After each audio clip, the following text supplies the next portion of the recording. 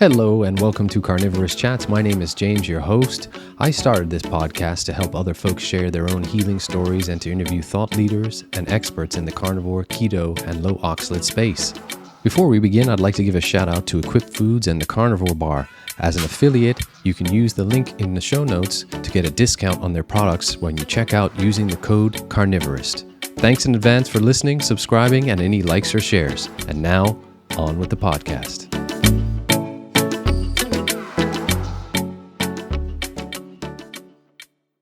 Good morning to you, and thank you for taking the time out to chat with me, Barbie. I'm really excited, and thank you for reaching out to me to ask to chat. You're welcome. Thank you for agreeing to talk to me. So let's get right into it, Barbie. And how did this start for you from a very young age? Well, I feel like I've been sick almost my whole life. I started out mainly with skin issues a lot when I was real little. I used to get terrible sun poisoning. I had bright red cheeks in every picture I've ever had, which I'm sure now was, a reaction to the foods I was eating. But of course, everyone just thought I had real sensitive skin and that. And then as I got older, I guess I really didn't have too many terrible ailments. But as a teenager, I started to really get into just health. I started hearing about things like high fructose corn syrup and partially hydrogenated oils, and I started getting to be like a big label reader and driving my parents crazy. And I just wanted to be healthy. So that's how I started my health journey, I guess, down a completely wrong path. I started probably around 19 or so. I decided I wanted to become a vegetarian, or not so much a vegetarian, I think, but at that time, I just wanted to not eat any fat because that was the whole time when they were promoting that back in the late 80s, I guess. So I cut out all red meat. I cut out anything, but I drank skim milk. I would only eat chicken. I ate a lot of fruits and vegetables. Growing up, I ate all the processed things. My parents bought Twinkies and all of that kind of thing. So I grew up on all of that. But as a teenager, I cut a lot of that out. And I just said, no, I want to be healthy. So it was the whole non-fat thing. And then I went to college. And at about 21 years old, I developed this strangest ailment. And it was this facial pain. Just, it felt like it was a constant sunburn, like that just never went away. And there was nothing visible, so I would go to doctor after doctor, and nobody could tell what it was. Nobody could see anything. They labeled it atypical facial pain because they had no idea what it was. And I started taking gabapentin, which is Neurontin, and I was up to 3,800 milligrams at one point a day. That's very, very high, huh, Yeah, Barbie? it was very high. I was exhausted all the time. And it barely touched the pain. So I really went for the next over 30 years of this horrendous facial pain that I just woke up every morning and that's all I felt was just this, even like it was very sensitive if I went outside and the wind blew on it, or, it was just I couldn't touch it. It was just very, very uncomfortable. And it just kind of clouded my life every day. And then as time went on, I started developing other physical issues. I started getting very itchy skin, like almost all over my whole body. I started sleeping with ice packs because my shoulders and my back itch so bad at night. And at that point, so let me back up. After the facial pain started, then I doubled down on my health journey and I became a vegetarian at that point. So I did that I went back and forth between vegetarian and vegan. Fortunately, I didn't do veganism completely, for a long period of time. I always kind of added in eggs and I didn't really, pay too much attention to like if there was, dairy in certain products I was eating or something like that. So it wasn't like an ethical thing for me. It was more just trying to be healthy. So I started with the itching. I developed a horrible eye issue that lasted for a long time. It was my eyes would be itchy, they would be watery, they would hurt like terribly. And I to the point where I'd have to leave work some days because my eyes hurt so bad I couldn't keep them open. So anyway, I went along like this with all of these issues. I tried, I always thought it has something to do with my diet. I just always was searching. And of course, all of the mainstream kind of points you towards the spinach smoothies and all of the detoxing things and that. So I went down that whole route. I went to functional medicine doctors and spent thousands of dollars on testing that didn't turn up anything. Spent a lot of money on supplements and things like that just didn't help. I just want to say, had any of the doctors up until this point given you any hope of a diagnosis besides this atypical facial pain or what's going on with your eyes? Nothing. Even the functional doctors? Even the functional doctors, no. I went to eye doctors, of course, and they just said that they thought it was like conjunctivitis or something, and they would give me the drops and whatever. Nothing helped. What type of things were they? Give me some examples. I mean, I know I'm so similar to you in this journey in that, as you've probably heard from my story, I searched online. Everything was go vegan, spinach smoothies, detox yourself. What type of supplements were they giving you? Was it all, for me, it was all, of course, plant-based medicinal supplements that I was taking, high doses of licorice root or turmeric extract or something like that. What were they doing? I remember there were a lot of powders like L-glutamine and things that I think were going to try to help my gut heal. Yes. That's kind of the route they were taking. But none of it helped. None. And then I was so desperate, for so many years. I was just, I woke up in the morning and I just, there were days I didn't even want to be alive, honestly, because it was so just miserable, just itching constantly and the facial pain and the eyes hurting. It was so torturous. And I found this person online. This was the craziest thing I tried. It was a cabbage juice diet where you literally just blended up cabbage juice and water and pink salt, and you drank just, tons of this a day. And of course it would make you go to the bathroom and flush out everything in your system. And I thought this was healing me and detoxing me. And I did that for about a year. And of course it did nothing. And the person that was touting this remedy was also saying, well, this is kind of the diet you should follow. And it was a lot of fruits and vegetables. It was nuts. It was,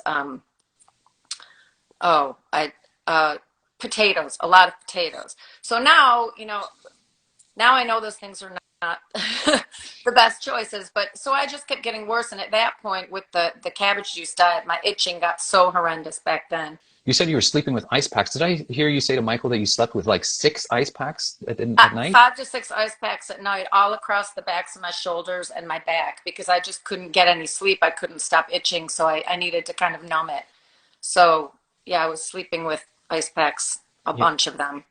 And I heard you also discuss with him about, that sensation and people think, okay, yeah, sunburn type pain, that it can be tolerable, but I'm thinking, as he did, that I've living in Bermuda, had some severe sunburn, and it was like a constant 24-hour pain that just would not go away with anything you put on it. Like, sunburn, some people say use aloe, use this, use that, but this was nothing was helping, was it? No, the only time that I had any relief from it was when I was sleeping. Literally, it was all day, and I could barely touch my face. It was so irritating feeling all the time. I think back, so I've been married twice. I have a child, and all of those days, graduating from high school and college, the thing that I remember from those days is my face hurting. I don't remember, of course I remember the joy of those days too, but that was always in the background, just like this constant pain.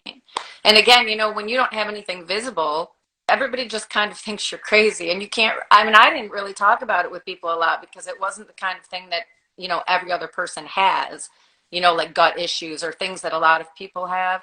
So I kind of did feel a little crazy, You describe it as, it almost felt as if all the nerves were exposed on your face. Exactly. It was just so sensitive to the touch, or like I said, to the wind or whatever it did. It felt like I just had exposed nerves just constantly. So let's hop back into your journey. And then we'll talk about how being vegetarian and having these ailments during pregnancy affected you with your kids. But you said something which resonated with me so strongly. And I felt the exact same way. You said I was the sickest healthy person that I know. And it's so true because we're all trying to make ourselves healthy. We're thinking vegetarian diet, vegan diet, we're doing all these things, eliminated processed oils, doing all these things. But yet we felt terrible. Tell me about that. Exactly. I mean, like I said, ever since in high school, when I learned about all these, bad fit foods and things, I tried so hard to eliminate all of those things from my diet. And I thought, I'm going to be super healthy. And I look around me and, my family that was eating kind of like normal stuff, they were all pretty okay. And I was just getting sicker and sicker and sicker. And yeah, I always said that I'm the sickest healthy person I know, and it was just so frustrating. So where are we on your timeline now, Barbie? We're up to the point. Have you're on the vegetarian diet? All these ailments are still going on. When did you get pregnant, and how did that impact you? So I was vegetarian when I got pregnant with my first daughter, and I had a horrible pregnancy. I was never comfortable. Of course, I had the facial pain through all of that. And I never felt good. I had morning sickness for probably at least 5 months. I never felt good. I think I was telling Michael that I started craving meat when I was pregnant, but I did not listen to my body and I did not, go back to eating meat. So I really regret that. And then, I carried my daughter just about full term, but right at the end there, when I was first going into labor, my placenta broke away. So I don't know if that had anything to do with my bad nutrition or whatever. I mean, I imagine it did, that something was going wrong. And so I almost bled to death. She almost, didn't make it. It happened when I was in the hospital, fortunately. Otherwise, probably, we wouldn't have made it. But so there was that. And then I got pregnant again a couple years later. And that ended up being an ectopic pregnancy that ruptured. So again, like my body did not want to be pregnant, I guess. My body or couldn't really carry a pregnancy properly. And now I look back and I say, well, of course, because I was malnourished and, I'm sure wasn't making the hormones and things that I really needed to carry a pregnancy properly. Absolutely, absolutely. And I've seen some images online and how they look at the placenta of vegan mothers versus, mothers that include animal foods in their diet. And there's a stark difference. You also mentioned, Barbie, like myself, you suffered severely with constipation on the diet. That was a big thing for you, wasn't it? Constipation my entire life. Yeah. Yeah, terrible. And another thing, that this is a major part of my life too that I haven't mentioned yet, but I suffered from mental illness from the time I was 17, which is right around the time that I started, changing my diet to all the low fat things. And now I understand, well, of course our brains need the fat that I wasn't eating. So that was another thing that I suffered from a lot. But it can really, really affect our hormone levels. It can affect brain function. We know that. So you had that depression since you were very young, and we'll get into how the eating animal foods have changed that. But I understand, and again, I'm in amazement listening to your podcast with Michael, the stuff that you had to undergo because of it. Talk to us about what happened on your journey with the mental side of things. Well, I mean, it got so bad. It really probably is what ended my first marriage. And it wasn't my ex-husband. He's a wonderful guy. It was me. I was losing my mind. I mean, I couldn't handle really. I think it was a combination of my terrible mental health and, the pain that I was going through and all of that. But I just couldn't really cope with living. And I was depressed constantly. I ended up in the mental ward of a hospital twice. I ended up really just kind of giving up on my life and kind of walking away from my marriage, and that for really no reason looking back on it, like we didn't fight. There was nothing really terribly wrong in my marriage other than my brain. So it was really, really, the mental health aspect has been horrible in my life. Again, resonating with you on what the vegan diet did to my mental health. And again, I just want to make folks understand that it wasn't immediate. I had been vegetarian like Barbie beforehand, and I should have noticed signs that I was having some mental decline, but I didn't. I mean, also I had a very stressful life too. It wasn't until that sort of fourth year of veganism that I really noticed the depression, anxiety kicking in to where I didn't recognize myself anymore as a person. And I wasn't, I tell folks all the time, I was not much fun to be around. Even during would have been joyous occasions, I was not. And it's such a struggle without the animal foods in there. And since incorporating animal foods back in, and we'll talk about what happened with you, but I also heard you say, Barbie, that you had to undergo therapy, and quite serious therapy. Share that with, if you're comfortable with it, please share it with the listeners. Yeah, that's fine. I mean, it was so bad, like I said, that I ended up in the mental hospital twice. And the second time they suggested electric shock therapy. And I was kind of not so with it. My dad actually was the one that he was there with me, and he agreed to it because he was just desperate for me to feel better. So I thought, okay, well, we'll give this a try. It did nothing. I don't know what it actually did to my brain, as far as hurting me, but it didn't help me. But yeah, I did go through that. Where we are now versus where we were then, Barbie, we often can look back and wonder, and sometimes that's not a very good thing. Had I added animal foods earlier, I know maybe I'm just giving your example, would my marriage have ended? I look back, if I had added animal foods back in my diet at a certain stage, would I have not lost my job? I couldn't work anymore because my brain fog was so severe. I was struggling at work to even comprehend or type on the keyboard. I remember sitting there one day and trying to type out an email to someone and getting lost and thinking, is this it? Is this my lot in life now? Is this early onset Alzheimer's? What is going on here? It's tough too, but that does creep in that time. But thank goodness we found this way, and we're going to get into how you did in a second. But do you agree? Oh, totally. I mean, there was a time after I had the electric shock therapy, I was a 40-something-year-old woman, and I went to live with my parents for a little while because I was just that bad. And I would sit on the couch and literally stare out the window. My parents did not know what to do with me. Like I was so low. My mood was so low. I just didn't know what to do anymore.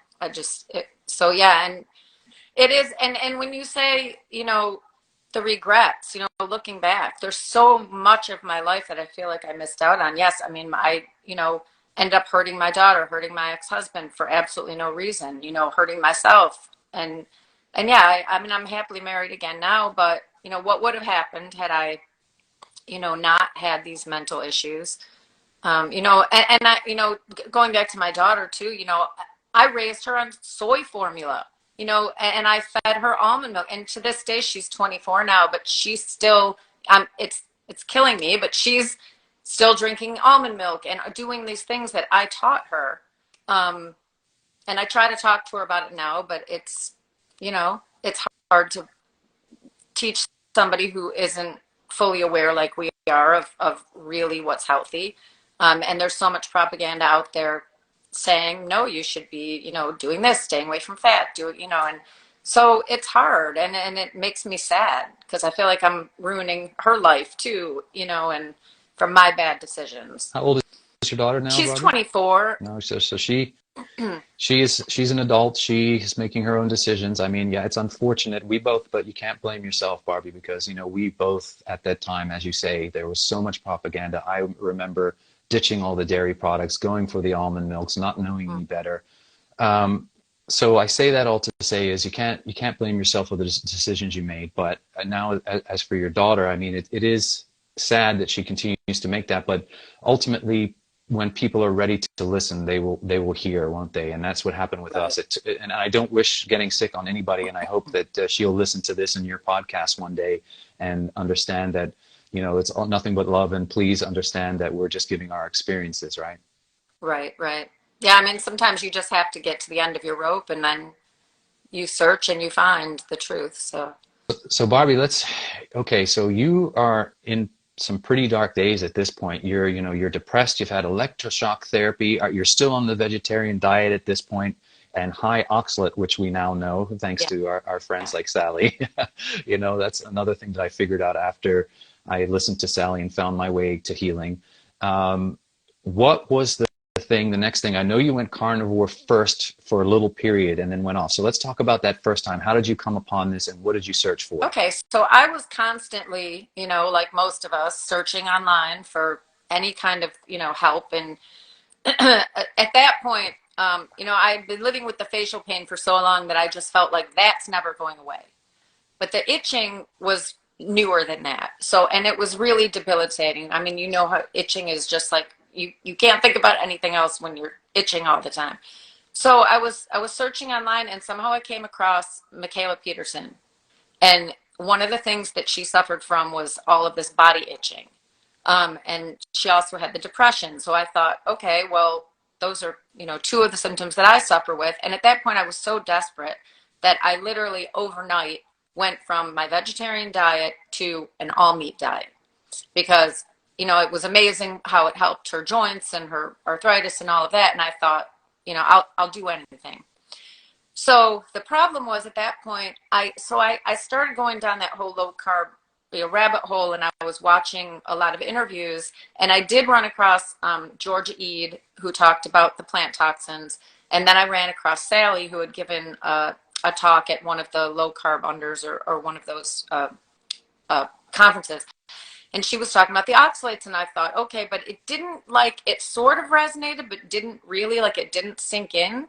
So I went on the whole overnight meat diet, which turns out was a mistake because I broke out in this horrendous rash all over my body. And now I assume that was oxalate dumping.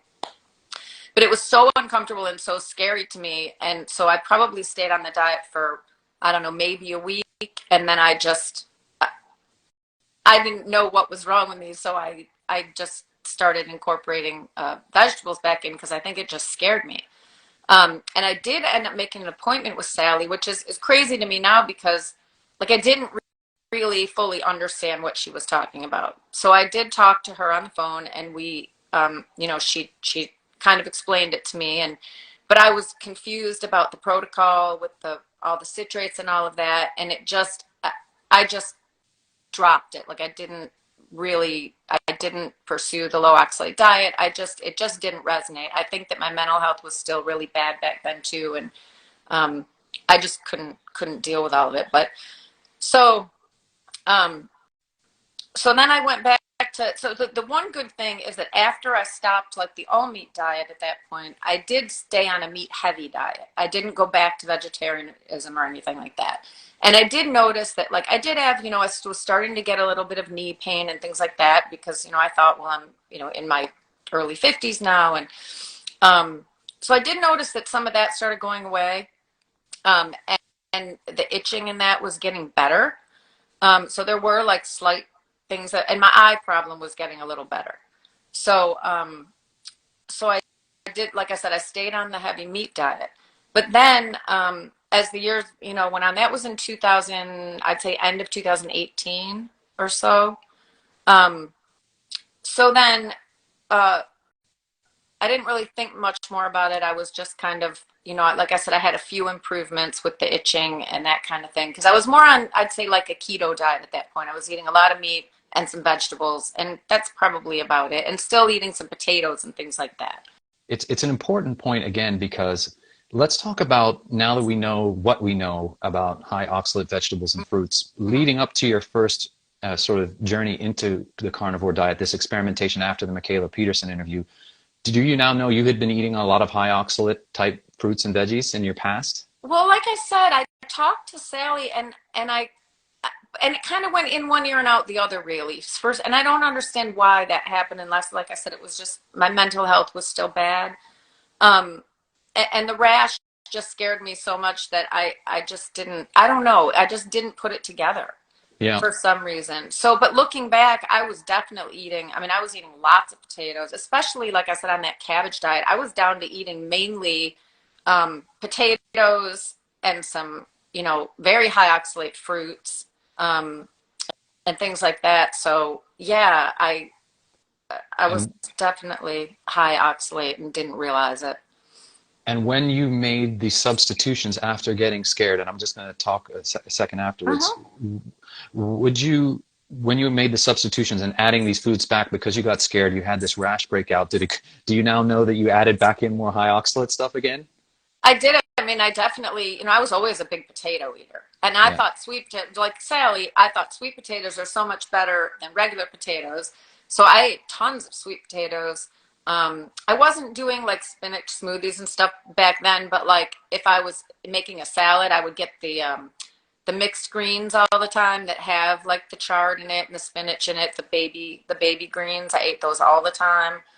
I did go through the turmeric, like that. What do they call that? The golden milk phase or whatever. Yeah. Oh yes, Barbie. I did all those things. And Hmm. before we go on to your next stage, which is an important one, and your second go around of the carnivore diet and what you experienced, I'll just say that this can happen. And I'm so glad that we have awareness out there from folks like you, especially for Sally, for her help. She was instrumental in helping me because having come from a background, again, it depends on your dietary tail, where you come from and how you can handle a transition into the carnivore diet. If you're like ourselves, and I was very, very, very high oxalate just before I decided to go carnivore. And like you, I did the keto route first because I couldn't comprehend not having vegetables on my plate. There had to be some green. I mean, we were taught this, the plate of food had to have vegetables. So even though I was adding animal foods back in, I still had to have the vegetables. But it wasn't until I went completely carnivore that immediately I noticed some unbelievable benefits. But then about 3 months in, the dumping process began and I felt worse. And it was through Sally and her wisdom and teaching us that you have to sometimes go low on slow because of your dietary background that really is so helpful. So yeah, please, and again, sorry to interrupt, No, but that's fine. let's go on to that next stage for you now. So I did go, like I said, for a number, and so during the keto phase, I was also still eating like a lot of dark chocolate because these are all things that they say. I was making foods with almond flour, like the treats and the desserts and that kind of thing. So I didn't. I guess when I first talked to Sally back in 2018 or early 19, um, like I said, I just didn't make the connection. Like, I don't know that. I think there was a bunch of different lists of foods and that were high oxalate, and it was very confusing because they weren't all, the same. They all had different things on it. So I just didn't really, I kind of just dropped that out of my brain at that point, and I was just kind of eating what the keto kind of community, you know, says is healthy. So I was doing that, but I was probably eating more oxalates at that point than even before. What happened just last summer, I got a terrible tendonitis in my wrist called de Quervain's, and it happened to both my wrists, and I could not move. I mean, I couldn't use my wrist. I literally couldn't pick up a pen. And for about 2 months, I probably suffered with it, not knowing what the heck was wrong with me. I don't like doctors. I have not. I, I haven't been to a doctor and I can't even tell you how long. So, and I just, my husband kept saying we should go to the doctor. And I said, well, I'm pretty sure all they're going to tell me is I need a cortisone shot or some kind of steroid injection. And then they're going to tell me I need surgery. And I said, I'm just not up for that. I'm not going down that route. I'm going to try to, fix this myself first. So I went online and I found this man who had a program, and he was claiming that tendinitis is basically it's your muscles getting tight and that kind of thing. They say that it's repetitive motion and that, but that's not really what it is because everybody uses their wrists every day, and if that were the case, everybody would have this condition, and they don't. So he had a program where it was a lot of icing, it was a lot of certain kind of massaging and that kind of thing. And so and he had a nutritional component. So he suggested taking a few different supplements that were real important for your tendons. And then he also suggested this diet. And when I read the diet, it reminded me all of a sudden like of the carnivore diet. He did include a few little vegetables, but it was mainly like very meat heavy. He talked about, like dairy and just all of the things that, we know are healthy. So all of a sudden something in my head clicked because I was starting to get a little bit of relief from his protocol. So I said to my husband, you know what? I'm going to try this carnivore diet again. I'm going to do it, I'm going to give it a chance this time. I'm not going to like, give up. And this time I did not start, I did not get the rash and dumping and that. And I think that might be because at that point I had stopped doing the real high oxalate foods. Like I was no longer doing like the almond flour and all of that. Like I went through a phase with that. And then I kind of went more just meat and veggie kind of route. So I don't think that I was so heavy on the oxalates at that point that it was an immediate kind of reaction when I went carnivore again. But this time I also jumped into, watching a lot more videos, and I found Sally again, and I watched literally every single video that I could find of hers online. And then it really clicked with me, what the oxalates had done. And I really feel like that was the main thing with my eyes, because I always felt like I had glass shards coming out of my eyes. And I think when I dump now, that's still where it really gets me, is my eyes. But so anyway, I was about probably, I'm going to say 85% healed from the tendonitis. And then I went carnivore, and within 2 weeks, my wrists were absolutely perfect. I was ready to go back to work. I was perfectly fine. So then I was sold, and I said, I'm not changing the way I'm eating. Like, That is awesome. And Barbie, I have to tell you, I have to thank you, because so many things that happen when we're sick and our body starts telling us that we're sick, that we can't, and doctors can't put a pin on it and say, this is it. I liken myself to a human pin cushion, the amount of blood I had drawn and the things they were testing for. Did I have this? Did I have that? And they couldn't, oh, this is psychological. No, not. It's physical. It's autoimmune thyroid. No. Anyhow, I say that all to say is, until I heard your interview with Michael, I had never heard of DeQuervins. And one of the symptoms that got me, and again, when I was at my job, that I was unable to type for a while. My wrist started locking up like this. I almost looked like I had claws. mm-hmm. And it was so stiff and so painful. I remember I started to having to wear wrist brace, and I had never in my life had anything like this happen. And I wonder now if I had the same thing due to the high oxalate content and due to my diet. And so folks have never heard of that. It's DE and then QUERVAINS, I believe, DeQuervins. Yeah, in fact, there's a coach at Rivero so when I went on the meat diet the second time, I was looking through the website, and there is a coach, I believe her name is Sarah H., and she said on there that she healed herself from DeQuervins. And so, again, I knew I was on the right track, with that. But that was the only other person I've ever heard of that had it. But yeah, that probably is what you were having, Yep. It's very painful. And I did go to a physical therapist one time when it started. And they told me that I would probably never work again. I clean houses for a living, and so I need my hands. And they told me that I need to find a different profession because, it's never going to be better. And my wrists are fine.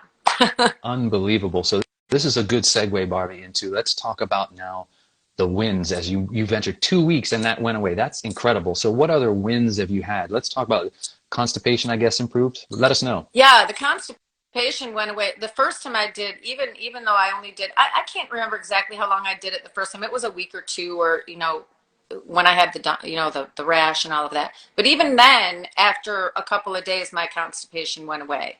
But again, the rash scared me, and I wasn't all in my right mind back then. But yeah, so now my digestion is perfect. I think all of us have probably gone through bouts of GERD and indigestion and just all kinds of, I lost my gallbladder too back in 2015, and I'm sure now that's why, it was from the diet.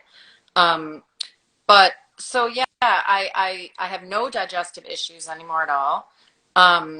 My depression is so much better. I think too, sometimes when I dump now, I'll have the bad mood days, but they're nowhere near as severe as they ever used to be. I look back at that person, something you said resonates with me, that I don't even recognize the person I was like 5-10 years ago. I literally don't know that person.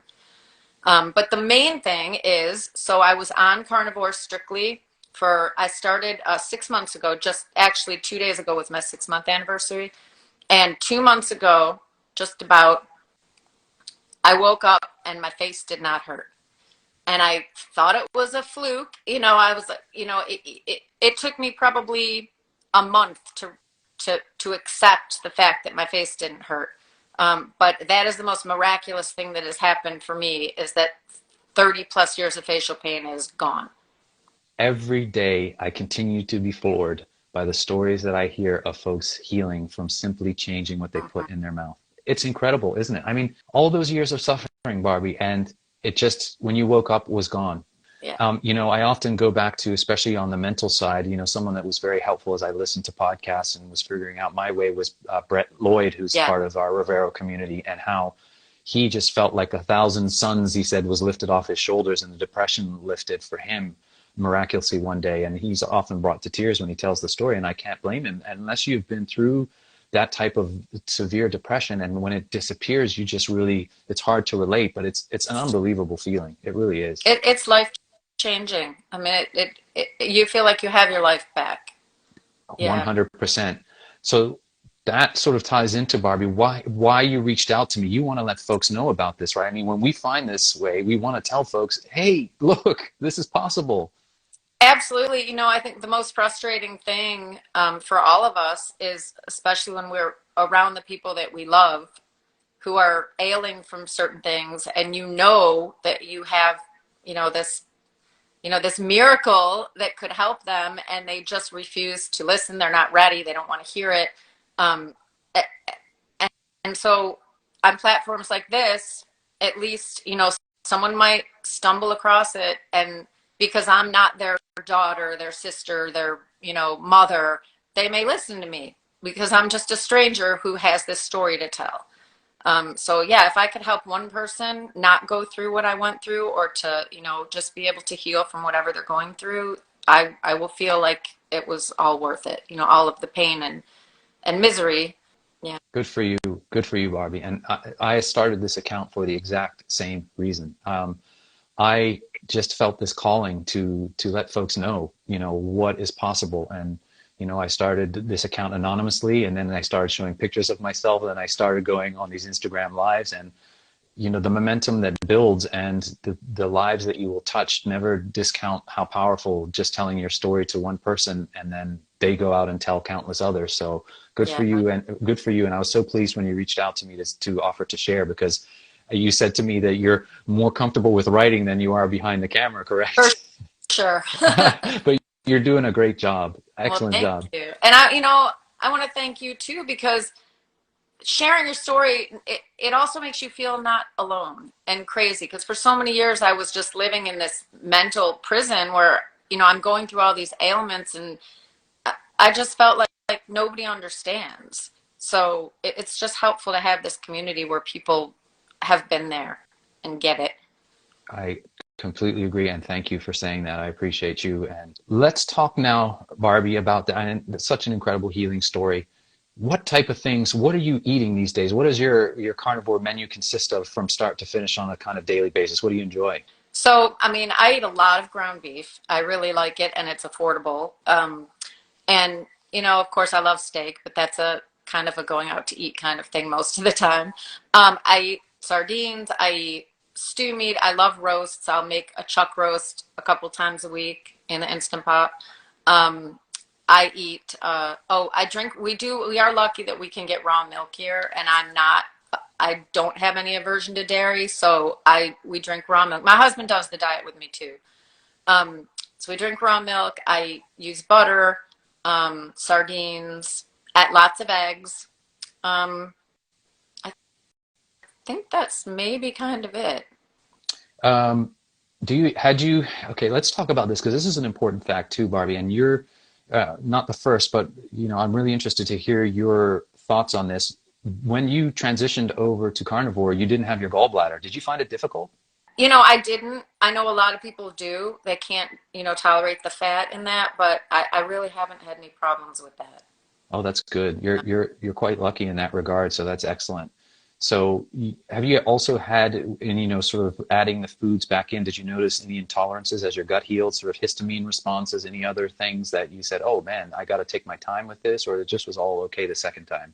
I don't think so. I think, I have like the good days and the bad days with the depression and the eyes still. My eyes give me a lot of trouble still, not nearly, like it was, but, and so I don't know if any of that has to do with like adding something that I'm intolerant to, or if it's just oxalate dumping or whatever. And I go back and forth sometimes, like, oh, well, maybe it's this, maybe it's that. But then I'll, like for a while I thought, well, maybe I do have an intolerance to like the dairy. So I'd stop drinking the milk, but it didn't change anything. So then I go back to drinking the milk. So I, I don't think that any of the foods I've added in have really done anything like that. Yeah, no, that's good. That's excellent too. And similar to myself, you also mentioned that you use dairy to keep weight on, like I do, because I had Yes. such a hard time coming from a malnourished background to keep the weight on because the food is so Mhm. satiating and I got so full so quickly. So I wasn't eating enough. I actually had to add stuff back in, but dairy is a good lever for me. And of course, the calcium helps with the oxalate dumping, doesn't it? Right. Yes. That, and that's a thing that people are, whenever I talk about, I have a hard time keeping weight on, and that's a problem. People look at you like, oh, big problem, but it's like, no, it really is. The first time I did carnivore, even just, I did it for like just a couple of weeks, I did start rapidly losing weight. I think I got down to like 104 pounds or something, and I'm 5'5". So it was just, it was too much weight loss. And that was another thing that was scaring me about it. But now that I found the dairy, yeah, the raw dairy is great for helping keep weight on. Did you notice things like with me, Barbie, I had, as a vegan and vegetarian, I noticed my hair was falling out, my skin and nails were cracking and dry all the time. Have you noticed benefits from adding those animal fats and foods back in? Absolutely. Constant dry skin I used to have. Yeah, I was always losing hair. Um, I definitely, my nails are stronger. All of that stuff has improved for sure. You mentioned that your dumping seems to be primarily through your eyes, and it can differ for many folks. I Mhm. find it's through my bowels. That's where they tend to come out, and sometimes through my kidneys. Like I get the telltale sign of cloudy, very kind of smelly urine. Mhm. I usually get a headache that starts first, and then low back pain for a few days. Then the IBS symptoms start up for a few days, and then poof, they're gone. Do you have any other ones that besides your eyes? It's interesting that you just say that because I never have back pain, but in the last like week, I've had this terrible low back pain, and I had no idea what it was from because I didn't strain myself or anything, and I bet you that is exactly what it is. You know, I often tell this story, and please forgive the folks that have already heard me say it, is that early on, I was going and had continued to go to massage therapy and acupuncture therapy because I was constantly in pain. And I told you with that carpal tunnel-like syndrome, so I was getting acupuncture on my wrist, my lower back. But what she says is you have to be very careful early on in your journey with massage and acupuncture because you can move the fascia and cause the body to expel even faster. So she usually recommends you kind of pause it until that end of first year or maybe even the second year if my memory serves me. But it was an eye-opening moment for me because I used to go get this stuff done and I would feel worse afterwards, not better or more relaxed. Yeah, yeah, I do recall her saying that, and yeah, it's crazy. And I also know she's said that, sometimes it's around the third year that things get really bad. So, keeping that in mind. So let's talk quickly before I ask you some fun questions that I always do to my guests to end out. What are those things that you're utilizing in your diet now to sort of slow the process of oxalate dumping that you know about? Are you using the things like electrolyte? What other supplements are you taking? So I do take magnesium just because that's something that I feel like my body needs. I'll get some leg cramps and that if I don't have enough magnesium. So I do take that. Um, I uh, I do if I start feeling like the dumping coming out of my eyes and that, I'll drink a cup of strong green tea. Um, so I will add that. Like I said, I do the dairy, which is supposed to, the calcium is supposed to help. I have some of the citrates now that she recommends, and I do use those. Um, and I've done the lemon water. I don't do it all the time, but I have done that in the past. Yeah. Are you taking any extra B vitamins at the moment? I do take B vitamins. I do. I pretty much take magnesium, B. Sometimes I take a multivitamin. Sometimes I take D. Good. Um, and I do take electrolytes sometimes. Like I have the element, and sometimes I like to dump those in my water. People often think, I'm sure, when they see this blue cup come up that I'm having coffee, but it's actually Element unsweetened in water when I'm Yep, sitting yep, here. yeah. So we know the importance of adding the minerals back in, especially if you're coming from a high ox background, because those lovely oxalates bind to all those minerals as they come in, out of the body, and even when they go in the body. So you have to supplement, especially, and they do, as you mentioned, help with cramps, and the dairy helps. And of course, they deplete our B vitamins as Right. well. I Um, do. I salt my food a lot too. I know there's some carnivores that don't use salt, but I do. I use Redmond's yeah, on just about everything. good. One question just came in for you. Do you eat any veg or fruit at all right now? None.